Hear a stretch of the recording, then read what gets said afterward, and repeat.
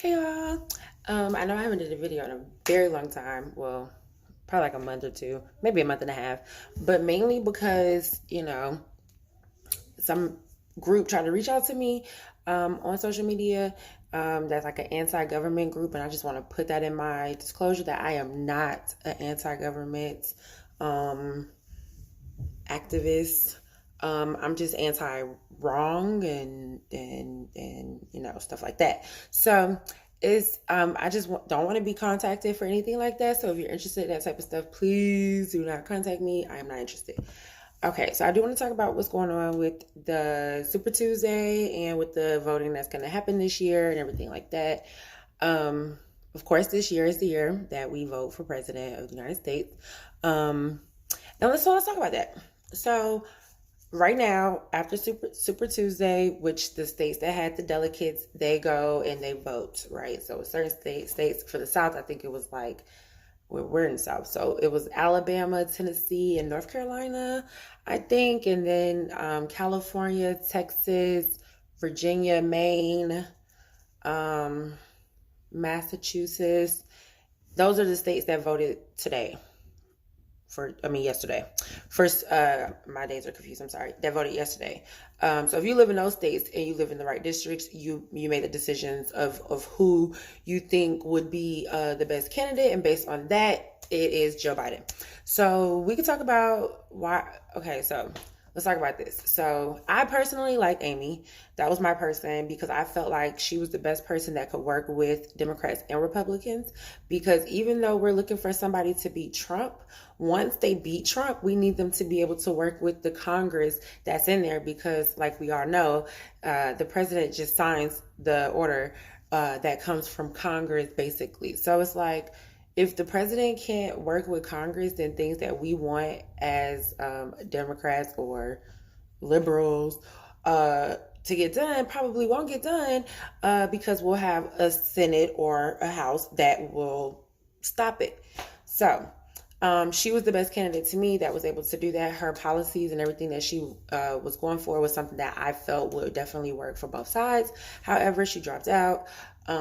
So now we're left. I was about to say stuck, but pretty much we're left with Warren, Biden, and Sanders. And I'm gonna tell you why I don't like any of them, but we have to pick one. So Warren honestly just needs to drop out. I feel like she should have been dropped out. I know a lot of people supported her and like her, but she's not a realist. The things that she won't be able to get done. Because it just doesn't work for Democrats or Republicans. They're not going to come together on the things that she's promising to Americans. So she needs to drop out. Biden, let's go to Bernie. Sorry, let's go to Bernie. So Bernie, a lot of people support him because they like his policies. If you're a socialist, you support him. Progressive, you support him. More young people, our generation, millennials, we're supposed to, we're that generation that support him or whatever. And yes, everything he says sounds good. However, he's just saying it because it's also things that Democrats and Republicans are not going to come and agree on, and therefore will not ever get done. And that is what people need to understand, is that we need a president that's going to be able to get things done that we all want to get done, not just one party favor over the other party. That's why we're in this mess now. So he also doesn't have anybody that he could run with. Who would be a good VP for Bernie? Who? Like, I've asked so many people, I'm like, tell me somebody that you think could be a good VP for Bernie Sanders. What female? What man? America does not want two old white men anymore. So that's not who they're gonna vote for. So who? I don't. Can you see him with a Kamala? Can you see him with an Amy? Can you see him with a Pete? Like, can you see him with Elizabeth? He could never run with Elizabeth Warren. Like, that would never work. He could never work with any of the other, like, It's literally nobody. It would have to be somebody out the blue that we never heard of, because all the people that we heard of is not a good match. So with Biden, personally, I feel like Joe Biden is likable. I like him as a person, as a human being. I like him. However, I feel like he's old, and he would be the oldest elected president after Trump, because Trump is the oldest elected president at 70. So he's 77 or 78, one of them. And I'm just worried that he will not be able to finish his term. Now, he, however, can get a running mate. So he is the best choice out of the choices that we have. We're not really left with any choices. So once Warren drops out, of course it's going to be up with Biden and Sanders. And the thing is, people are like, okay, so where would Warren votes go? I think that her votes will probably just split. Like, it's not really like, because it's a mixed group of people that like her. Some Democrats like her because she's a woman. Some Democrats like her because she's a woman. I don't know why. I don't like her. So I can't think of other reasons why Democrats want her. So we're stuck with those three. And then we have Trump for the Republicans. So for the Republican side, we have Trump. And from what I'm reading, Trump doesn't want to keep Mike Pence. So who's going to be his running mate? Who's going to be his VP if he doesn't want to keep Pence? I mean, Doug Collins, maybe. What's that little sneaky one from the House? I forgot his name because he stayed out the news after he got caught. Mitch McConnell, Barr, Pompano. I'm gonna start saying my conspiracies and my thoughts out loud, so then people can be like, "Girl, you was right. I got it recorded. I was right." So Mike might want, you know what? Pretty sure he promised that job to somebody. Okay, let me get out my conspiracies because I know y'all want facts and not my opinion. So anyway, so yeah, basically we vote in November. I mean, we vote before that, but I'm gonna have to look that up and see for sure because I don't want to tell y'all wrong information. But we vote in November for our president, and so just be prepared for chaos. Be prepared for all those commercials, those signs, me making videos. There's gonna be debates with Biden and Trump, and because I'm pretty sure that's who's going to be our nominee. So it's going to be debates with Biden and Trump. I'm nervous because Trump is real slick with the mouth, and Biden is not quick enough to come back with a good response. So it's going to make him look terrible and like he got defeated.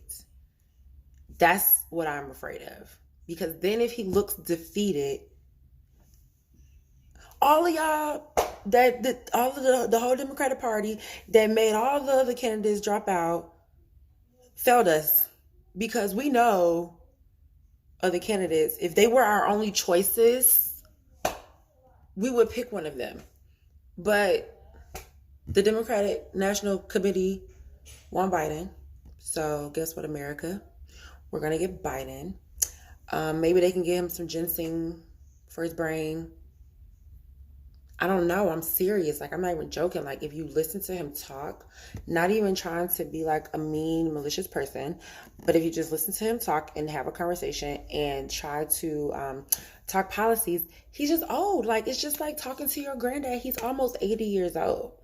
So the way that he thinks and the way that he talk is completely different. And it's like, sometimes he doesn't understand things and sometimes he just ramble on.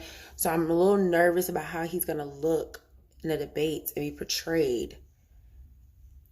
I mean, Even though Trump is like the old senile, crazy, grumpy old man. And Biden's like the nice, oh, let me hold the door open for you, ma'am, type of old man. So it's kind of like putting, you know what I'm saying? Like, I don't know. So anyway, I'm really nervous about that. We can talk about this coronavirus, I guess, a little bit, because it do got me a little paranoid, but it's only because the news had me paranoid, so I stopped watching the news. So I have to get my information by reading like I usually do, but I usually watch the news too. So,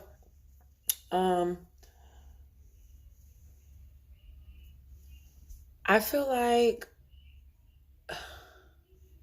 I can't say what my true opinion is because people are going to think I'm crazy.